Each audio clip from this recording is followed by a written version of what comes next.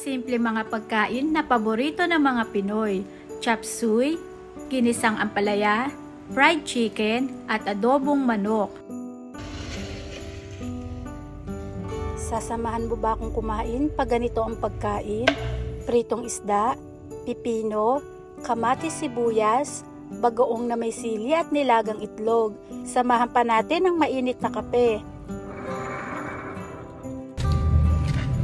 Magbahagi lang po ako ng simpleng pagkain Pinoy, yung pong kinain namin kaninang almusal. Bali ito po ay 2 klase ng piritong isda at sakto po may nagbigay sa amin ng okra, ayan po't nilaga namin. Paalala lang mga igan, huwag kalimutang magpasalamat sa biyayang pagkain na binibigay sa atin. Bahagi ko lang po yung tortang alimagmag na niluto po ng nanay ko. Sa mga hindi po nakakaalam, yung pong alimagmag ay yung mga hipo na maliliit po.